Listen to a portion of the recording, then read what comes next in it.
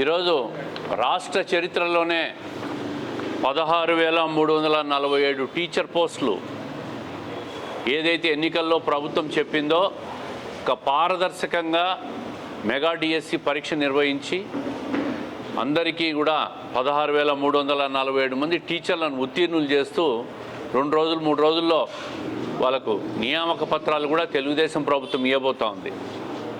అంటే ఎన్నికల్లో చెప్పిన ప్రతి హామీని కూడా ఈ 14 నెలల కాలంలో ప్రభుత్వం ఏర్పడిన తర్వాత హామీ నెరవేర్చిన ప్రభుత్వం ఏదైనా ఉందంటే అది చంద్రబాబు నాయుడు గారి కూటమి ప్రభుత్వం.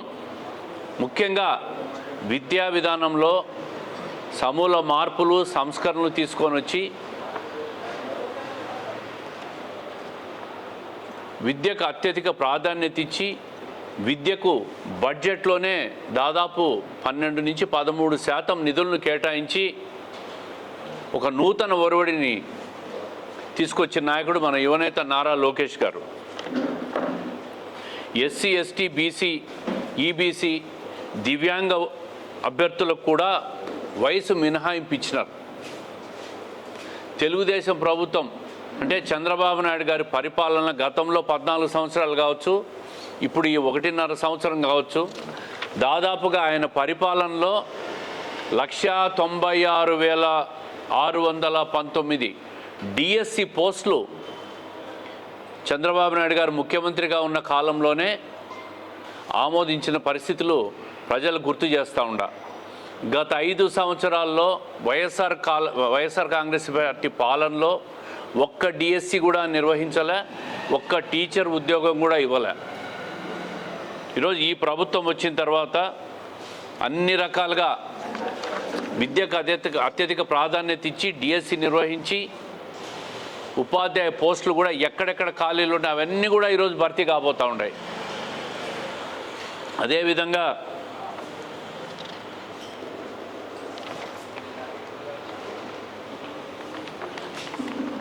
పెన్షన్లు 4,000, 6,000, 10,000, 15,000 రూపాయలు పెన్షన్లు ఇచ్చిన ప్రభుత్వం కూడా ఒక్క ఈ కూటమి ప్రభుత్వమే చంద్రబాబు నాయుడు గారి నాయకత్వంలోనే జరుగుతూ ఉంది. ఈ దేశంలో ప్రతిపక్షాలు ఒకసారి పోయి చూడాలా, 29 రాష్ట్రాల్లో ఆంధ్రప్రదేశ్ రాష్ట్రం ఇస్తున్న పెన్షన్ విధానం కానీ పెన్షన్లు అమలు చేస్తున్న విలువ కానీ ఈ దేశంలో ఏ రాష్ట్రం చేయడంలే. మహిళలకు సంవత్సరానికి 3 గ్యాస్ సిలిండర్లు ఇస్తున్న ప్రభుత్వం కూడా తెలుగుదేశం ప్రభుత్వం. ఈరోజు శ్రీశక్తి పేరిట ఆర్టీసీలో మహిళలందరూ కూడా ఉచితంగా ప్రయాణాలు చేస్తూ ఉంటే కూటమి ప్రభుత్వం మీద విషయం కక్కుతూ ఉంది ప్రతిపక్షాలు. ఆ బస్సులో ఇవ్వలే, ఈ బస్సులో ఇవ్వలేను. అయ్యా మీరున్నప్పుడు ఏ బస్సులో ఇవ్వలే, మరి మేము వచ్చిన తర్వాత 6 రకాల బస్సుల్లో మహిళలకు ఉచిత ప్రయాణం ఇస్తూ ఉన్నాం. అదేవిధంగా అన్నదాత సుఖీభవ, తల్లికి వందనం, ఒకటేసారి 9,000 కోట్ల రూపాయలు తల్లికి వందనం పేరుతో 67 లక్షల మంది విద్యార్థులకు తల్లికి వందనం అమలు చేసిన పార్టీ ప్రభుత్వం తెలుగుదేశం ప్రభుత్వం. మరి ఇన్ని సంక్షేమ కార్యక్రమాలు, సూపర్ 6 కార్యక్రమాలు ఏవైతే ఎన్నికల్లో చెప్పినామో ప్రతి హామీని నెరవేరుస్తూనే ఉన్నాం.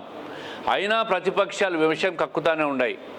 వైఎస్ఆర్ కాంగ్రెస్ పార్టీకి రిజర్వాయర్లలో నీళ్ళు వచ్చేది కూడా సంతోషంగా లేవు.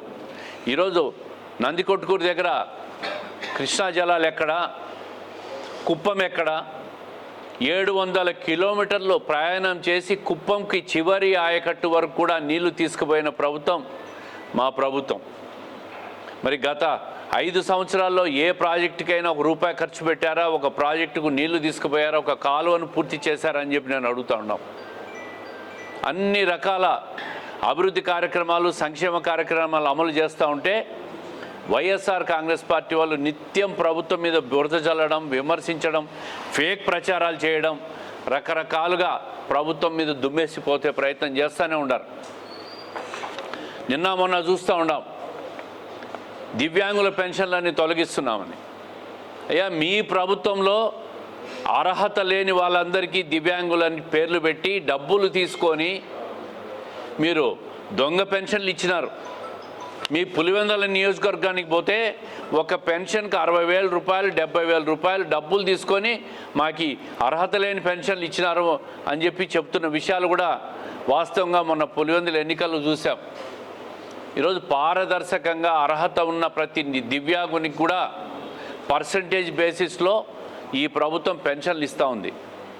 ఎక్కడ పెన్షన్లు తొలగించడంలే. దీని మీద కూడా ఒక దుష్ప్రచారం చేస్తూ ఉంటారు. డ్యామ్లకు నీళ్ళు వస్తూ ఉన్నాయి, అన్ని రిజర్వాయర్లు నిండిపోతూ ఉన్నాయి.